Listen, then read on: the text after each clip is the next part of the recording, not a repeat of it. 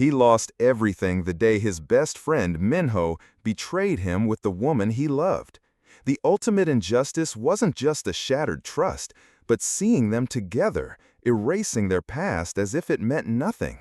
Yet, the universe had a cruel sense of humor, delivering his rival, Ha-eun, to his doorstep to mend the very heart they broke. But just listen to the shocking turn this drama took, and why justice, in the end, prevailed. Jimin's world was a perfectly crafted masterpiece, a canvas of shared laughter and silent understanding. He had meticulously painted it with the vibrant colors of his first love, Sora, and the steadfast, comforting hues of his best friend, Minho.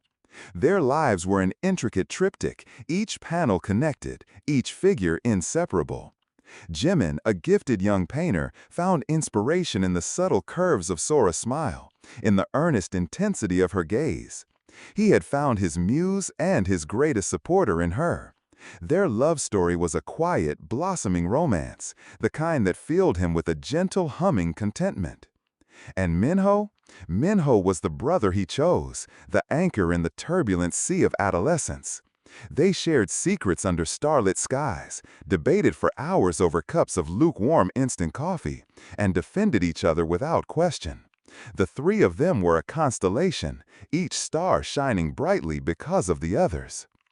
But on one ordinary afternoon, that masterpiece was violently torn apart. It happened in the park, the very place that held so many of their cherished memories. The park bench where he and Sora had shared their first shy kiss, the willow tree under which they had first confessed their feelings. It was all there, steeped in the ghost of their happiness.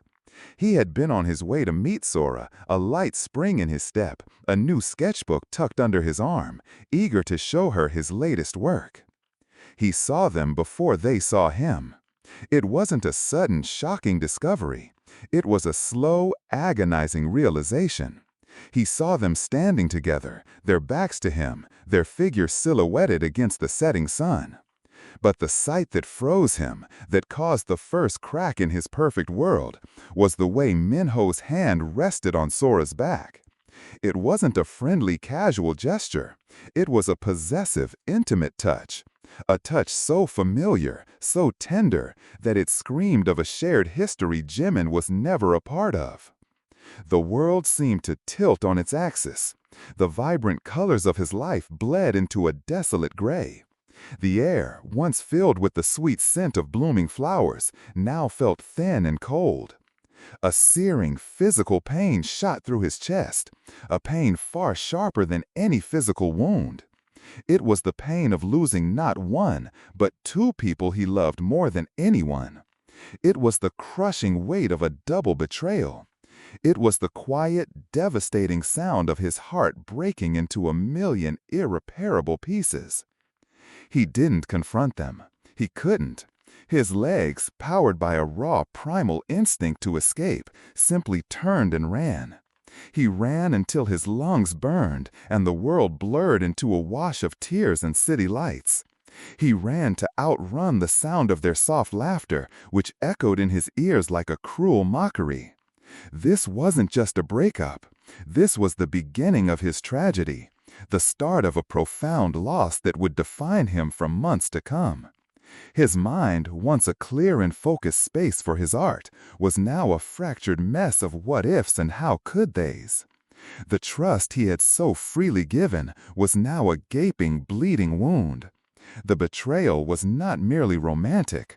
It was a deep, personal injury to his very soul, a wound to his trust and the friendship that had once been the foundation of his life. The world had shattered, and in its wake, Jimin was left adrift in a sea of emptiness. The next few months became a blur of numb existence, each day indistinguishable from the last. Time lost its meaning. There was only a before and an after. The vibrant life he once knew was now a distant, painful memory. He withdrew from everything and everyone, sealing himself off from a world that had become too painful to navigate. The digital ties that once connected him to his friends and to the outside world were severed. He deleted his social media, silencing the notifications and messages that felt like tiny stabs of unwanted concern. Calls from worried friends went unanswered, their voices fading into the quiet of his apartment. He stopped going to classes at the art academy, a place that had once been his sanctuary. The familiar scent of paint and turpentine, the buzz of creative energy, now felt like a cruel reminder of the passion he had lost. His room, once a haven of creativity and inspiration, became his prison. The curtains remained drawn, casting the space in a perpetual twilight. Dust settled on his easels and paintbrushes, monuments to a former self he no longer recognized. His art, the very essence of who he was, lay in ashes. He would sit for hours in front of a blank canvas, his hand hovering over it, but the spark was gone. He was an artist who had lost his light, a painter with a heart drained of color. He would try to paint, to express the swirling chaos inside him, but the only thing that would emerge were dark, brooding strokes of black and gray. They were abstract, chaotic lines that mirrored the state of his soul, a desolate landscape of grief and despair. The joy of creation, the thrill of bringing an idea to life, had been replaced by a hollow ache. He was a ghost in his own life, haunting the spaces that once held so much happiness. He was haunted by the memories of Sora's smile, the way her eyes crinkled at the corners when she laughed. He was haunted by Minho's easy camaraderie, the effortless way they had understood each other without a word. These memories were no longer comforting. They were sharp shards of glass, twisting in the wounds they had left behind. He felt a profound sense of loneliness, a void so large and so deep that it threatened to swallow him whole. His despair was a heavy, suffocating cloak. It weighed on him with every breath, making even the simplest actions feel like an insurmountable effort. Friends, well-intentioned and kind, tried to reach out. They brought him food, sent him messages of support, and stood outside his door, pleading with him to talk. But he pushed them all away. The thought of trusting anyone again, of opening himself up to the possibility of more pain, was unbearable. He was trapped in a self-imposed exile, convinced that this silent, solitary existence was his only protection against a world that had betrayed him. The emptiness was his new reality, and he was too tired, too broken to fight it. One rainy afternoon, the persistent drumming of raindrops against the window pane seemed to echo the rhythmic ache in Jimin's chest. He sat alone in the art studio, a place he now only visited in its quietest hours, hunched over his untouched canvas. The vibrant, hopeful painter he once was felt like a character from a forgotten story. He was lost in the suffocating silence of his own making, a world without color or sound. It was then that she walked in. Her name was Ha-eun, and she was a force of nature, a brilliant and notoriously arrogant sculptor whose presence always seemed to fill a room. She was Minho's rival, a relentless competitor in the academic world of art. While Jimin's work was all feeling and emotion, Ha-eun's sculptures were stark, precise, and utterly devoid of sentimentality. She had always been vocal about her disdain for Jimin's sentimental style, a criticism that had created a quiet, unspoken animosity between them.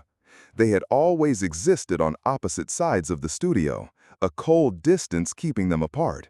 But on this day, something was different. Ha-eun didn't walk past him with her usual air of cool indifference. Instead, she paused. She stood there, her gaze fixed on the half-finished canvas he had abandoned months ago. A portrait of Sora, her face a ghostly, uncolored outline. Jimin braced himself for another cutting remark, a confirmation of his failure. But the words that came were entirely unexpected. Ha-eun didn't offer platitudes or empty words of comfort. She didn't try to feign sympathy or understand his pain. Instead, she simply picked up the canvas, her touch surprisingly gentle, and held it closer to the light. She studied it, her sharp eyes dissecting every line, every hesitant brushstroke. The silence stretched, thick with anticipation. "Your technique is weak," she said finally. her voice surprisingly soft. It was blunt, a typical Ha-eun assessment. But then she continued, "But your emotion is strong. You paint what you feel, not just what you see. That's a rare gift." Her words were a jolt to Jimin's system, an electric shock that pierced the numbness he had wrapped himself in. For months, he had been a ghost, invisible to everyone, including himself. But in that moment, Ha-eun wasn't looking at the broken version of him. She was looking at his art, at the truth hidden within his work, and she was seeing him. She was seeing the raw, unpolished emotion that he had always been so afraid to show. She wasn't trying to fix him, she was acknowledging the one part of him that was still alive. This unexpected connection with his rival, a woman he thought he disliked, was the catalyst for his awakening. Ha-eun's presence was a window, a small crack in the wall of despair that Jimin had built around himself, letting in a sliver of light. It was a faint, hesitant light, but it was enough to make him wonder if there was something more beyond the darkness. It was the first sign that perhaps, even in the ruins of his world, something new could grow. The sliver of light Ha-eun had shown him began to whiten. Their newfound connection, born from a moment of unexpected honesty, grew slowly and surely, like a delicate vine in a desolate landscape. It wasn't a sudden burst of warmth, it was a gradual thawing of the ice around Jimin's heart. He was still cautious, still guarded, but Ha-eun's steady presence offered an anchor he didn't know he needed. She proposed a collaborative project, a bizarre fusion of their contrasting artistic styles. A series of joint works that would combine Jimin's emotional, fluid paintings with Ha-eun's stark geometric sculptures. It was a chaotic process from the start.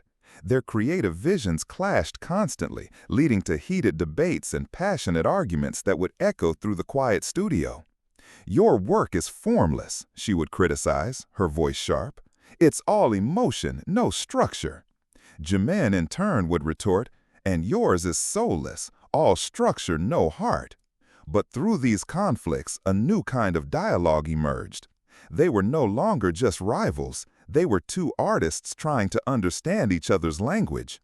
Ha-eun pushed Jimin to think about the underlying framework of his feelings, to find order in his chaos. She challenged him to give his raw emotions a shape, a form that could hold their power without dissolving into a meaningless mess. And in turn, Jimin's art began to breathe new life into Ha-eun's rigid sculptures, his vibrant colors and soft lines adding a layer of humanity and vulnerability to her cold metal. Through it all, Jimin began to find his footing again. He learned to channel his pain into his art, transforming his grief into something beautiful and raw. The dark, brooding strokes he had once painted became the foundation for new, more powerful expressions. He was no longer trying to forget his loss. He was using it as fuel. He was turning his hurt into a source of creativity, his pain into a testament of his endurance. And Ha-eun, the notoriously arrogant sculptor, began to soften. Behind her tough exterior, Jimin discovered a woman who was just as flawed and vulnerable as he was. She confided in him about her own struggles, her insecurities about her art, and the pressure she felt to always be perfect. The animosity between them, once a wall of ice, slowly began to melt away, replaced by a deep respect for each other's craft and a growing sense of trust. Jimin found himself looking forward to their time together. He anticipated the way Ha-eun challenged him to be better, to think differently, and the quiet moments where they simply existed in each other's company, the only sound being the gentle chipping of her tools and the soft whispers of his paintbrush. He was no longer just surviving, he was starting to live. This new love, born not from a fairy tale, but from a shared passion for art and a mutual understanding of each other's pain, was becoming a source of strength and hope. The ache in his chest was still there, but it was no longer all-consuming. It was a scar, a part of his story, and he was finally ready to fight for a happiness he had long believed was lost to him forever. The final art exhibition was a culmination of a journey, a testament to resilience and the quiet power of healing. The studio, once a place of solitude and pain for Jimin, was now filled with the low hum of conversation, the soft glow of gallery lights, and the palpable energy of creativity. Center stage was their masterpiece, a powerful collaborative piece that was a bizarre yet beautiful fusion of their two worlds. Ha-eun's stark geometric sculptures provided a skeletal framework, a strong and unyielding foundation, while Jimin's emotional paintings flowed over and around them, a cascade of vibrant color and intricate detail. It was a visual story of a broken soul rebuilding itself, of finding strength in vulnerability, and of turning chaos into art. Jimin stood beside Ha-eun, a quiet confidence radiating from him. He no longer felt like a ghost. He felt present, whole. He was no longer defined by his loss, but by his creation. Their piece was receiving rave reviews, critics and students alike marveling at the unique synergy of their opposing styles. For the first time in months, Jimin felt a genuine sense of pride, a joy that wasn't overshadowed by grief. Then he saw them, Sora and Minho. They were standing on the other side of the room, their faces etched with a familiar mixture of guilt and regret. Their presence, once a source of searing pain, now felt distant, almost foreign. He watched as they slowly made their way toward him, their expressions a testament to the weight of their own choices. When they finally reached him, their apology was a hesitant whisper, a soft acknowledgement of the pain they had caused. But when he looked at them, Jimin didn't feel the familiar sting of betrayal. There was no rage, no lingering bitterness, only a profound sense of peace. He had moved on. The person he was when they hurt him no longer existed.